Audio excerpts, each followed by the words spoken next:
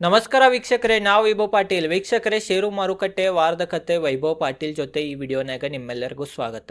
ನೋಡ್ಬೋದು ವೀಕ್ಷಕರೇ, ಈ ವಾರನಾಗ ಸೆನ್ಸೆಕ್ಸ್ 3.5% ಏರೈತಿ, ನಿಫ್ಟಿ ನೋಡ್ಬೋದು 3.60% ಏರೈತಿ, ಮತ್ತು ಬ್ಯಾಂಕ್ ನಿಫ್ಟಿ ನೋಡ್ಬೋದು ನೀವು 4.66% ಏರೈತಿ. ಮೂರು ಇಂಡೆಕ್ಸ್ ವೀಕ್ಷಕರೇ ಈ ವಾರನಾಗ ಭಾಳ ಬುಲ್ಲಿಶ್ ಇದ್ದು ಅಂತ ನಾವು ಅನ್ಬೋದು. ವೀಕ್ಷಕರೇ ನೋಡ್ರಿ, ಮುಂದಿನ ವಾರನಾಗ ಯಾವ್ದು ಹಾಲಿಡೇ ಇಲ್ಲ. ಮುಂದಿನ ವಾರ 5 ದಿನ ನಮ್ಮ ಸ್ಟಾಕ್ ಮಾರ್ಕೆಟ್ ಐತಿ. ಈಗ ಬಾರಿ ವೀಕ್ಷಕರೇ, ಮುಂದಿನ ವಾರನಾಗ ಮೇನ್ ಏನೇನ್ ಇವೆಂಟ್ ಇದಾವ ಅಂತ ಅದ್ರ ಬಗ್ಗೆ ತಿಳ್ಕೊಳ್ಳೋಣ. ಮುಂದಿನ ವಾರನಾಗ ವೀಕ್ಷಕರೇ ಒಂದು ಇವೆಂಟ್ ಐತಿ US ಇದ್ದ. ಅದ ಯಾವಾಗ ಅಂತಂದ್ರೆ 27 ಮಾರ್ಚ್ಗ GDP ಡೇಟಾ ಬರೋದೈತಿ. ಅದ್ರ ಮ್ಯಾಗ ನಿಮ್ದು ಕಣ್ಣಿರ್ಬೇಕು. ಅದೇನ್ರಿ ವೀಕ್ಷಕರೇ, ಅನುಮಾನಕ್ಕಿಂತ ಕಡಿಮೆ ಬಂತಂದ್ರೆ ಭಾಳ ದೊಡ್ಡ ನೆಗೆಟಿವ್ ಪಾಯಿಂಟ್ ಆಗ್ತೈತಿ. ಅನುಮಾನ ಅಷ್ಟೇ ಬಂತ ಅಥವಾ ಅನುಮಾನಕ್ಕಿಂತ ಸ್ವಲ್ಪ ಹೆಚ್ಚು ಬಂದ್ರೆ ವೀಕ್ಷಕರೇ ಪಾಸಿಟಿವ್ ಆಗ್ತೈತಿ. 27 ತಾರೀಕು US ದ GDP ಗ್ರೋತ್ ಮ್ಯಾಗು ನಿಮ್ದು ಕಣ್ಣಿರ್ಬೇಕು. ಈಗ ಬರೀ ನಾವು FIDIs ಡೇಟಾ ನೋಡೋಣ. ನೋಡ್ಬೋದು ವೀಕ್ಷಕರೇ, ಹೋದ ವಾರನಾಗ FIs ಭಾಳ ಬೈಯಿಂಗ್ ಮಾಡ್ಯಾರ. ಹೋದ ವಾರನಾಗ 3 ದಿನ ಬೈಯಿಂಗ್ ಮಾಡಿರ. 18 ಮಾರ್ಚ್ಗೆ 600 ಕೋಟಿಗಿಂತ ಹೆಚ್ಚು ಬೈಯಿಂಗ್ ಮಾಡಿರ. 20 ಮಾರ್ಚ್ಗೆ 3000 ಕೋಟಿಗಿಂತ ಹೆಚ್ಚು ಬೈಯಿಂಗ್ ಮಾಡಿರ. ಮತ್ತು 21 ಮಾರ್ಚ್ ಅಂತಂದ್ರೆ ವೀಕ್ಷಕರೇ ಶುಕ್ರವಾರ ದಿನ 7,500 ಸುಮಾರು ಬೈಯಿಂಗ್ ಮಾಡಿರ. FIs ಬೈಯಿಂಗ್ ಬರತೈತ್ರಿ. ಇದೊಂದು ಪಾಸಿಟಿವ್ ಆಗ್ತೈತ್ರಿ. ನೋಡ್ಬೋದು ಓವರ್ ಈ ಮಂತ್ನ್ಯಾಗ 15,412 ಕೋಟಿ ಸೆಲ್ಲಿಂಗ್ ಮಾಡ್ಯಾರ. FIs DIs 30,788 ಕೋಟಿ ಬೈಯಿಂಗ್ ಮಾಡ್ಯಾರ. FIs ಕಂಟಿನ್ಯೂ ಓವರ್ ನೋಡ್ರಿ ಈ ಮಂತ್ ಸೆಲ್ಲಿಂಗ್ನ ಐತಿ.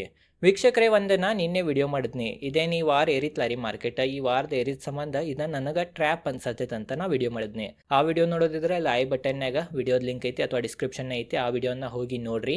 ಅದ್ರಲ್ಲೇ ವೀಕ್ಷಕರೇ ನಿಮಗೆ ಡೀಟೇಲ್ದಾಗ ಗುರ್ತಾಗ್ತೈತಿ ನಮ್ಮ ಸ್ಟಾಕ್ ಮಾರ್ಕೆಟ್ ಯಾಕೆ ಇರತೈತಿ, ಈ ಏರೋ ಹಿಂದೆ ಮೇನ್ ಏನ್ ಕಾರಣ ಐತಂತ ಡೀಟೇಲ್ದಾಗ ಗುರ್ತಾಗ್ತೈತಿ. ಈ ವಿಡಿಯೋ ಮುಗ್ಯಾನ ಆ ವಿಡಿಯೋ ಹೋಗಿ ನೋಡ್ರಿ. ಈಗ ಬರೀ ವೀಕ್ಷಕರೇ ನಾವು US ದ ಮಾರ್ಕೆಟ್ ಶುಕ್ರವಾರ ಯಾವ ತರ ಪರ್ಫಾರ್ಮ್ ಮಾಡಿದ್ವು ಅಂತ ತಿಳ್ಕೊಳ್ಳೋಣ. ನೋಡ್ರಿ ವೀಕ್ಷಕರೇ, US ದ ಮಾರ್ಕೆಟ್ ಶುಕ್ರವಾರ ದಿನ ಹೆಚ್ಚು ಏರಿಲ್ಲೂ ಹೆಚ್ಚು ಬಿದ್ದಿಲ್ಲೂ ಎಲ್ಲ ಓಪನ್ ಆಯ್ತು, ಅಲ್ಲಿನ ಕ್ಲೋಸಿಂಗ್ ಕೊಟ್ಟಾವ.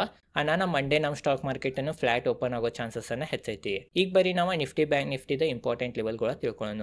ನೋಡ್ಬೋದು ನಿಫ್ಟಿದ ಕರೆಂಟ್ ಪ್ರೈಸ್ 23,350 ನಡೆದೈತಿ ವೀಕ್ಷಕರೇ. 23,000 ಒಂದು ಸ್ಟ್ರಾಂಗ್ ಸಪೋರ್ಟ್ ಲೆವೆಲ್ ಐತಿ. 23,800 ಮ್ಯಾಗ ಹೋಗ್ತಕರೆ ನಾ ಬುಲ್ಲಿಶ್ ಆಗಂಗಿಲ್ಲ. 23,500 ಒಂದು ರೆಸಿಸ್ಟೆನ್ಸ್ ಆಗ್ಬೋದು. ಇದು ನಿಮ್ದ ತಲೆಯಾಗಿರಲಿ. ಬ್ಯಾಂಕ್ ನಿಫ್ಟಿ ನೋಡ್ಬೋದು ವೀಕ್ಷಕರೇ, ಕರೆಂಟ್ ಪ್ರೈಸ್ 50,596 ನಡೆದೈತಿ.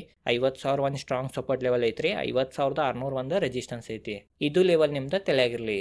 ಈಗ ಬರೀ ವೀಕ್ಷಕರೇ ಗೋಲ್ಡ್ ಪ್ರೈಸ್ ನೋಡೋಣ. ಗೋಲ್ಡ್ ಪ್ರೈಸ್ ನೋಡ್ಬೋದು 10 ಗ್ರಾಮ್ ಗೋಲ್ಡ್ 24 ಕ್ಯಾರೆಟ್ 90,790 ನಡೆದೈತಿ. 90,000 ಮ್ಯಾಗನ ಐತ್ರಿ ಗೋಲ್ಡ್. ಕ್ರೂಡ್ ಆಯಿಲ್ ಪ್ರೈಸ್ ವೀಕ್ಷಕರೇ ಹೆಚ್ಚೇನು ಏರಿಲ್ಲ, ಅಷ್ಟನೇ ಇದಾವ. ಇದು ಒಂದು ಪಾಸಿಟಿವ್ ಆಗ್ತೈತ್ರಿ. ಮತ್ತೊಂದು ವೀಕ್ಷಕರೇ ಮೇನ್ ಎಲ್ಲಕ್ಕಿಂತ ದೊಡ್ಡ ಪಾಸಿಟಿವ್ ನ್ಯೂಸ್ ಏನಂತಂದ್ರ ರುಪೀಸ್. ನೋಡ್ಬೋದು ನೀವು $1 = 88 ರೂಪೀಸ್ ತನಕ ಹೋಗಿತ್ತ. ಈಗ ಅದ್ ವೀಕ್ಷಕರೇ 86 ಬಂದೈತಿ. ಇದು ಪಾಸಿಟಿವ್ ರೀ. ನಮ್ ರುಪೀಸ್ ಸ್ಟ್ರಾಂಗ್ ಆಗತೈತಿ, ಡಾಲರ್ ವೀಕ್ ಆಗತೈತಿ. ಇದ್ರಲ್ಲೇ ವೀಕ್ಷಕರೇ ಮತ್ತೆ FIs ಬರಾತಾರಂತ ನಾವು ಅನ್ಬೋದು. ಇದ ಮೇನ್ ಕಾರಣದಿಂದ ರುಪೀಸ್ ಸ್ಟ್ರಾಂಗ್ ಆಗ್ತೈತಿ. ಇದೇ ತರ ವೀಕ್ಷಕರೇ ಮತ್ತೆ ಸ್ಟ್ರಾಂಗ್ ಆತಂದ್ರೆ ಮತ್ತೆ FIs ಬರ್ತಾರ, ಮತ್ತೆ ನಮ್ಮ ಸ್ಟಾಕ್ ಮಾರ್ಕೆಟ್ ಇರ್ತೈತಿ. ತಿಳಿತ್ರಿ ವೀಕ್ಷಕರೇ ಇದೈತಿ ಇವತ್ತಿನ ಈ ವಿಡಿಯೋ ಚಲೋ ಅನ್ಸಿದ್ರೆ ಲೈಕ್ ಮಾಡ್ರಿ. ಈ ಚಾನಲ್ ಮೇಲೆ ಶೇರ್ ಮಾಡಿ ರಿಲೇಟೆಡ್ ಕಂಟೆಂಟ್ ನ ವಿಡಿಯೋ ಮಾಡ್ತಿರ್ತೇನೆ. ಧನ್ಯವಾದಗಳು.